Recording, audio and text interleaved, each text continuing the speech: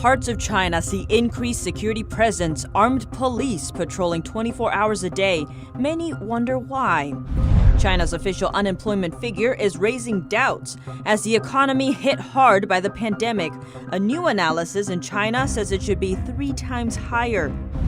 The World Health Organization representative in China saying the Chinese regime refusing to allow the WHO to investigate the origins of the virus. A Chinese student falling for the Communist Party's propaganda flew home to avoid the virus outbreak. What happened later devastated him. And the pandemic highlighting America's reliance on China for medical supplies. Today, we take a look at the turning point on how China became the manufacturing hub it is today. Welcome to China in Focus. I'm Tiffany Meyer. Over 100 policemen armed with submachine guns and over 20 armored vehicles have started patrolling a city 120 miles northwest of Beijing 24 hours a day. Authorities say they're fighting street crime. But the city hasn't had any serious crimes or terrorist attacks that would justify such a presence. Some netizens believe that the Chinese Communist Party is trying to stop people from rioting. Chinese citizens' dissatisfaction with authorities is growing. One netizen wrote, "It's a shameless regime. The people under its rule live like pigs, and the rulers are still always afraid they'll rebel. It just shows they aren't able to govern the country and know they have no right to do it either." It's hard for people from Hubei and Heilongjiang to find a job in other places. Many outsiders believe the virus situation in these two provinces is still very serious. Our reporter called a factory in another province and discovered that most factories there are refusing all job applicants from the two provinces.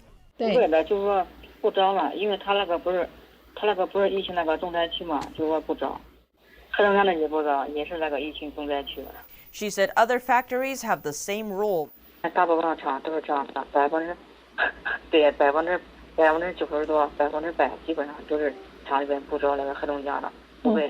How high is the unemployment rate in China? Li Xunlei, director of a financial research institute in China, published an article on April 26, saying China's actual unemployment rate is about 20%, with 70 million people recently becoming unemployed.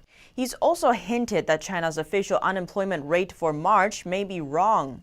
It was 5.9%, only 0.7% higher than last year. He says it doesn't tally with other economic numbers which have dropped sharply. On April 30th, he was removed from his role as director of the institute, but remained as chief economist. The institute denied the removal had anything to do with his article, saying Li wanted to concentrate on research and removed himself.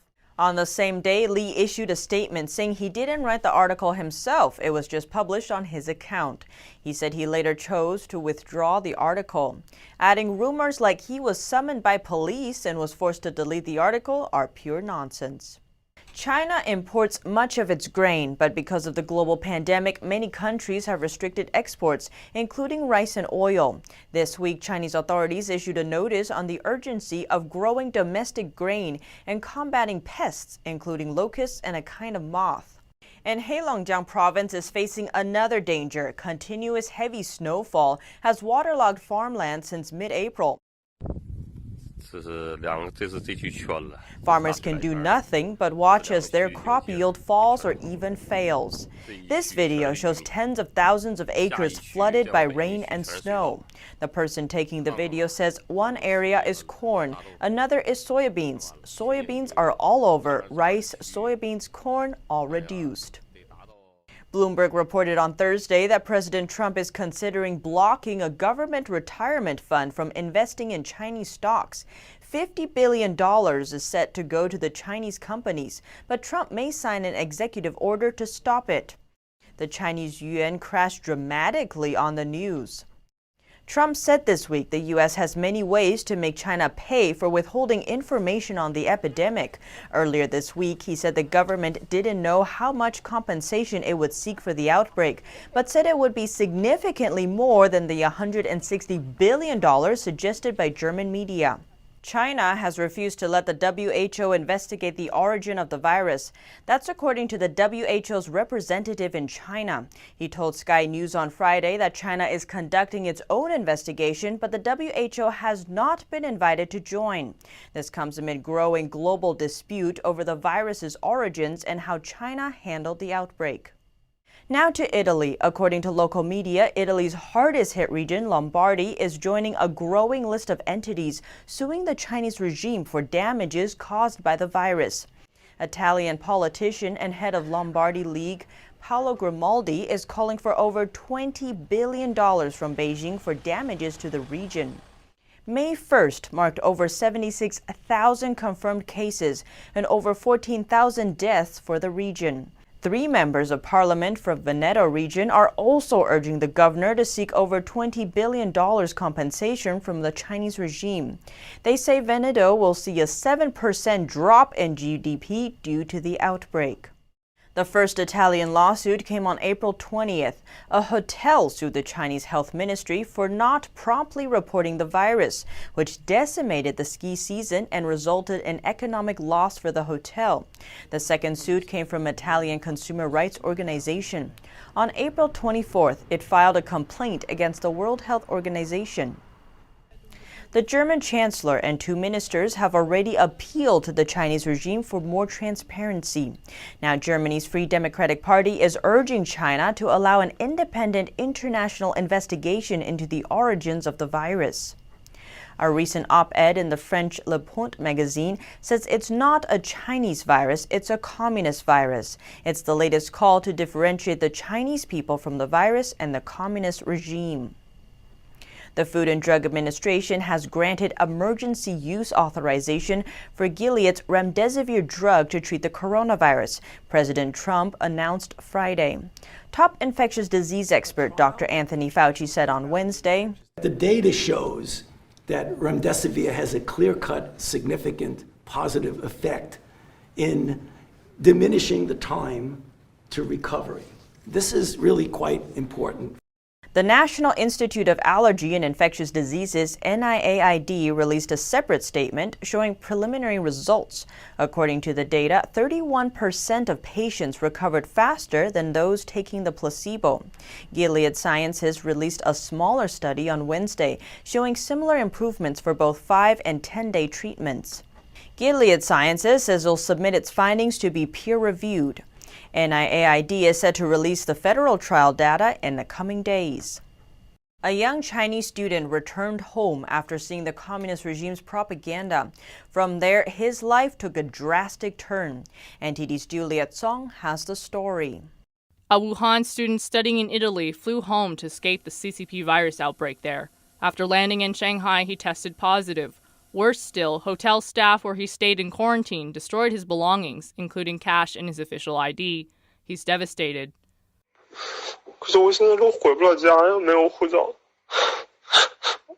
But I can't go back to Italy without my passport.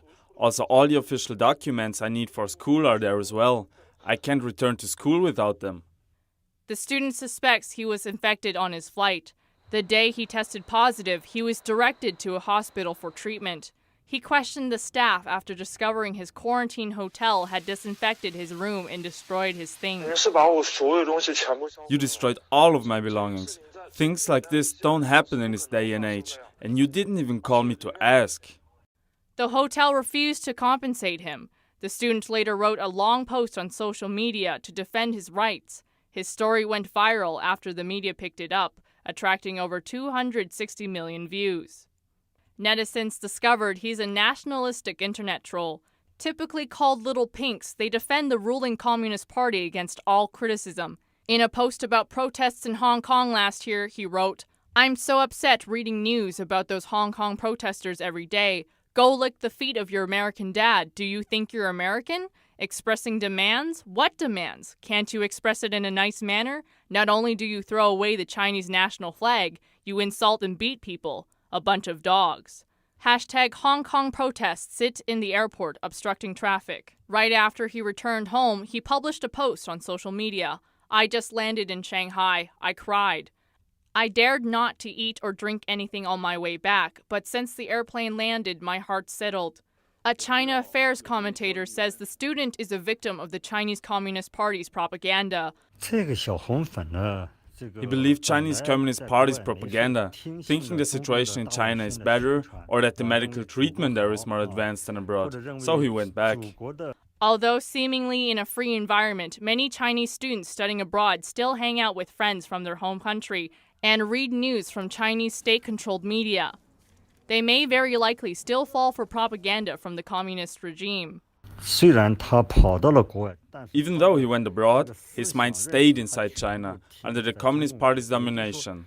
That is to say, his physical self is outside the wall, but his inner spirit stayed inside. For little pinks like him who are studying abroad, it's a common phenomenon. Gu said the student from Wuhan isn't able to see the Communist Party's true nature, so he couldn't make a rational judgment about what he should do during the pandemic, which impacted his life and his future. Reporting by Juliet Song, NTD News, New York. The ongoing pandemic has brought America's dependence on China for medical supplies into the spotlight. One of the things that this crisis has taught us, sir, is that we are dangerously over-dependent on a global supply chain. For our medicines, like penicillin, our medical supplies, like masks, and our medical equipment, like ventilators. According to a recent congressional report, 30% of the U.S.'s personal protective equipment imports last year came from China. Similarly, 80% of the basic components used in U.S. drugs come from China and India. But 80% of the key ingredients for India's genetic drug manufacturers are also sourced from China. So how did we become so reliant on China? Many world leaders argue letting it into the WTO was an important turning point. Plus, the agency couldn't have done it without the U.S.'s backing. The U.S. played an indispensable role in bringing about China's WTO accession. And WTO accession was rocket fuel for PRC's ambitions, giving it the global market access that turned China into the world's manufacturing and export powerhouse. No policy has strengthened the PRC more. In the late 1970s, the communist regime began to loosen control of the Chinese economy, basing its legitimacy and power on economic growth. The regime was eager to expand foreign market access and join the rule-making body for international trade. The WTO is a membership organization. To get in, China had to be accepted by all members, but most importantly, had to cut a deal with the U.S. President Carter first granted China Most Favored Nation status in 1979, but the label had to be reviewed annually based on human rights records and other concerns. In April 1990, then Chinese Premier Zhu Rongji took a 5-day road trip through the U.S., pitching the Chinese market to corporate America. Under pressure from the business community, President Clinton started trade talks with China. The ongoing talks were derailed by the Chinese embassy bombing in Belgrade. According to a Wall Street Journal report, the White House sent California Senator Dianne Feinstein to deliver a handwritten message from President Clinton to Chinese President Jiang Zemin, urging him to resume talks. 1 month later, the talks resumed. Later that year, on November 15th, the two nations signed a bilateral agreement. In it, China promised to reduce tariffs and trade barriers. In return, the U.S. would support China's entry into the WTO. This removed China's biggest hurdle in becoming a member.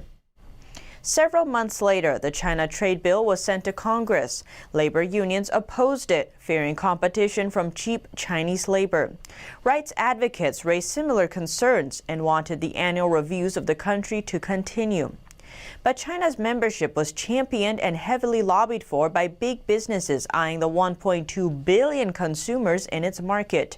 As then U.S.-China Business Council President Robert Kapp said, it would bring billions of dollars to American businesses. It was eventually passed and signed into law by President Clinton in October 2000. The move granted Beijing permanent trade relations, removed the annual review, and paved the way for China's WTO accession the next year. Clinton called it a good day for America after signing the bill. He added that in 10 years from now, we will look back on this day and be glad we did this. But 10 years later, that wasn't what had happened. Judging by the expressions of the past 10 years, I think the answer to the first question, whether China has and will keep its promises, is sadly no. The level playing field promise as part of WTO's ascension has not arrived. WTO membership has resulted in a massive shift of jobs and wealth from the United States to China, which has come again at a huge cost to us. Just in the few months following President Clinton's approval, over 80 companies announced plans to move production to China. The corporations were mostly multinational. With foreign investment and factory jobs flooding in, China's exports and economy boomed. Since 2000, China's GDP grew nearly 4 times as large. During the same period, the U.S.'s trade deficit with China also quadrupled, going from $84 billion in 2000 to nearly $420 billion in 2018. World Trade Organization, which created China. China has been like a rocket ship ever since. With production shifted to China, jobs went there too. According to a recent study from the Economic Policy Institute, the deficits with China cost 3.7 million U.S. jobs between 2001 and 2018. That's because the imports represent products that otherwise would have been made by American workers. Also lost to China, America's own capacity to make medicine. You know, we're so dependent that we can't even make antibiotics anymore in the United States. That began in the early 2000s when the United States opened up free trade with China, and the last penicillin plant shut down, the last vitamin C plant shut down. And that happened because China undercut others' companies on price and kept prices low for a long time. These are illegal trade practices. In a 2018 report, the U.S. Trade Representative's office said the U.S. made a mistake supporting China's entry into the WTO. Now, in the face of the pandemic and the CCP's cover-up, the U.S. is reminded again, despite its best hope, that the Chinese communist regime cannot be trusted. Hong Kong police stormed a shopping mall today. They used pepper spray to disperse pro-democracy protesters who had gathered for a sing-along protest. The demonstrators chanted "Free Hong Kong, Revolution of Our Times" in the Sha Tin's Newtown Plaza Mall. It's a place where police and protesters have clashed before. Riot police sprayed tear gas to disperse the crowd, then cordoned off the area. Police said protesters were violating social distancing rules. But activists say they are fighting to protect the one country, two systems style of governance, which guarantees freedoms for Hong Kong after its return to China in 1997. Earlier in the day, long lines formed outside pro-democracy or yellow businesses. It was part of a May Day campaign to show support for the protest. The yellow economic circle contrasts with the blue businesses, which are deemed pro-government. The campaign to shop yellow is a way for people to peacefully support the protest movement. Friday's protests were the latest in a string of demonstrations over the past week.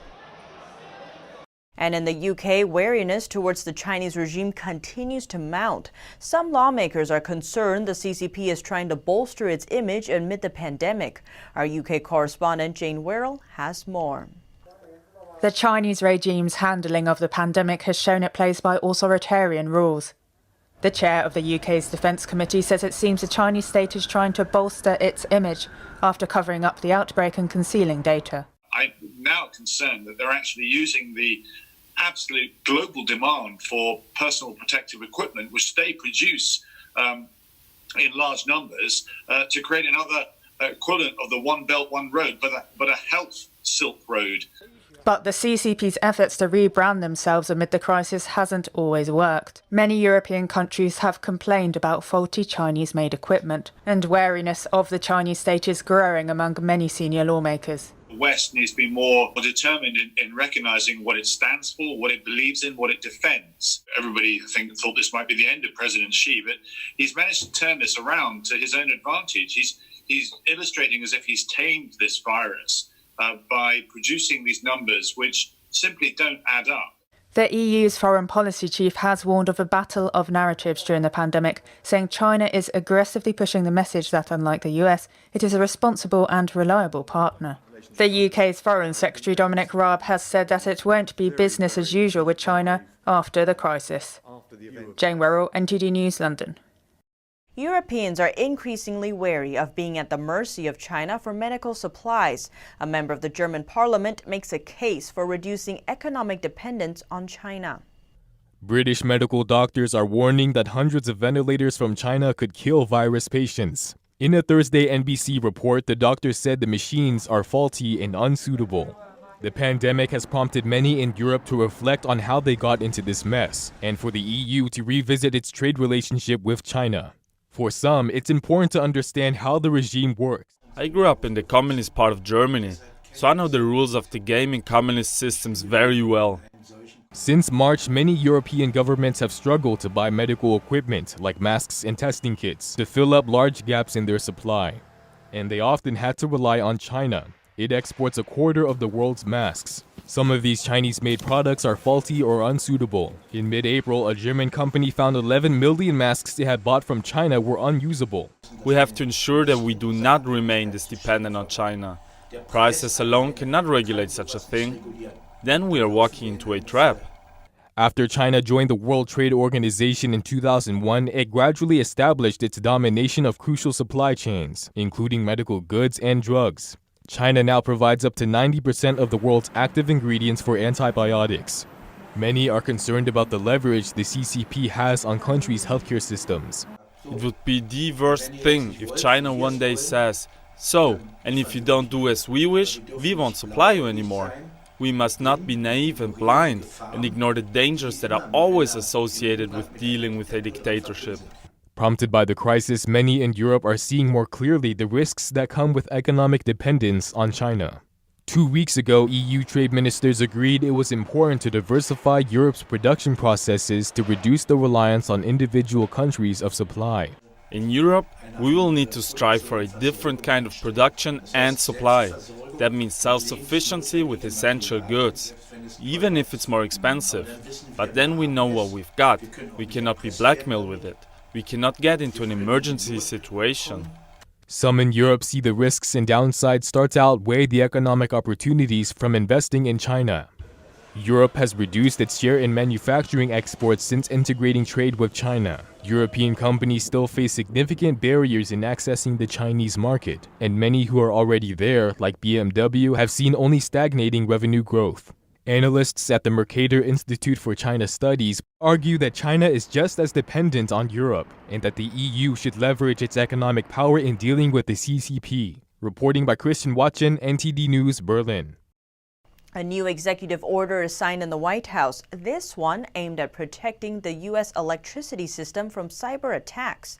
That's according to the Department of Energy.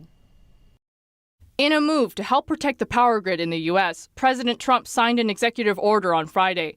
The order seeks to secure our electricity system against cyber attacks by foreign threats. According to Energy Secretary Dan Brouillette, the action will make it much harder for foreign adversaries to target the U.S.'s critical infrastructure. The power grid not only delivers electricity to homes and businesses, but also supports the military and emergency systems.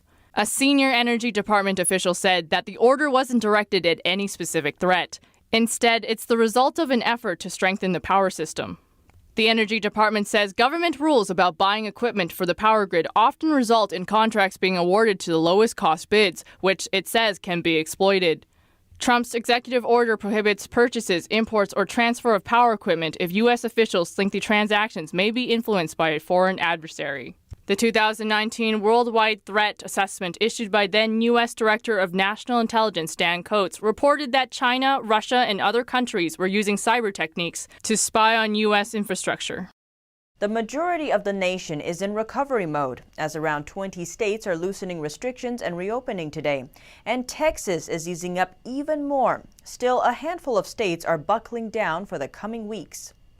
The nation's CCP virus cases well over 1 million, more than 60,000 deaths, and 150,000 recoveries. States are forging ahead with economic recovery. Texas, among the first to reopen, is moving further today, opening restaurants, malls, and movie theaters. Iowa is among a number of states taking steps towards normalcy today, despite being one of the few states that never ordered people to stay home. Today, in 77 counties with low or no virus activity, restaurants, fitness centers, retail stores, and closed malls may reopen at 50% of normal operating capacity. Similar happenings today in North Dakota, Oklahoma, and Wyoming. The vast majority of the nation is headed towards economic recovery, leaving 12 states still shuttered. But even among those with extended stay-at-home orders, some are loosening up on businesses. Like Maine, whose stay-at-home order is extended to the end of May, but businesses like barbershops and nail salons can reopen today, while some embrace tighter restrictions, like California. Tighten that up a little bit. And so we're going to have a temporary pause on the beaches down there. But some residents refuse to adhere to the strict measures. Local reports say a sparsely populated California county is moving ahead with reopening despite Newsom's order. But in other popular tourist locations, like in Las Vegas, some residents aren't as eager for restrictions to ease up. If I go back too early, I won't be able to be alive to work. We'll live in a wonderful country, and I take their word and they're helping us. So.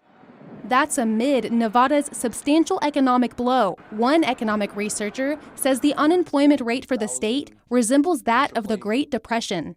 Melina Weiskup, NTD News. Others are set to loosen restrictions on Monday, making 38 states headed towards economic recovery. And a makeshift hospital in Spain closed today. The European country is at the beginning of a 4-phase reopening plan. A makeshift hospital in Madrid closed today as all patients were discharged. Spain is in the first of a 4-phase plan to lift its lockdown. The country plans to be fully back to normal at the end of June. Italy is planning to gradually ease lockdown measures starting May 4th, but social distancing must stay in place for now. Beach operators are thinking about introducing an obligatory reservation system to reduce crowding. Britain's housing minister says the UK may have hit its daily target of 100,000 virus tests. Health Minister Matt Hancock originally announced the target after coming under heavy criticism for moving too slowly. In Vienna, protesters demonstrate against future lockdown measures. Some of them cite the Austrian government's plan to restrict travel until a vaccine is discovered. The country is also working on a mandatory tracking app for its citizens, another future measure at the heart of the protests. Meanwhile, Austria reopened DIY stores, shops, and hairdressers today. Lufthansa tries to keep its autonomy while it gets bailout money from the German government. U.S. lawmakers are probing Carnival cruises over massive CCP virus outbreaks on its ships, and more in business news. Lufthansa's chief executive warned against government interference in the airline's management as it seeks a bailout worth almost $10 billion. The group is trying to avoid bankruptcy due to the CCP virus pandemic, while also keeping its autonomy. Travel bans forced Lufthansa to ground 700 of its aircraft, causing a 99% drop in passenger numbers. Germany could end up taking a 25.1% stake in the airline as part of the bailout. Carnival Cruises was told to hand over documents related to CCP virus outbreaks on board. The U.S. House Committee on Transportation and Infrastructure requested the materials. The committee wants to find out the details of the cruise line's response to over 1,500 CCP virus infections on its ships. At least 39 people have died after contracting the virus on its ships. The committee says Carnival has not put enough safeguards in place despite the problems. A letter accuses the company of ignoring the public health crisis. Oil prices rise as OPEC Plus begins record production cuts. U.S. oil prices rose by almost 17%. The cuts were agreed upon in April after an oil production war by Russia and Saudi Arabia put too much oil on the market and helped wreck prices, along with a global drop in demand from the CCP virus pandemic. If you have to wear a mask in public, why not do it in style? Disney is offering some fun options. Disney is introducing non-medical face masks featuring some of its most popular characters, including Mickey and Minnie Mouse, Anna and Elsa, Woody and Buzz Lightyear, the Avengers, R2-D2, and the Mandalorian, character people call Baby Yoda. They cost $19.99 for a 4-pack and are available for pre-sale at the Shop Disney website. Disney is donating all profits from U.S. sales of the masks, up to $1 million, to the nonprofit group MedShare until September 30th.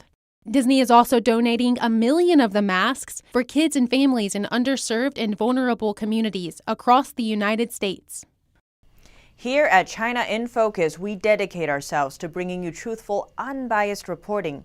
Don't forget to subscribe for the latest updates, and see you next time.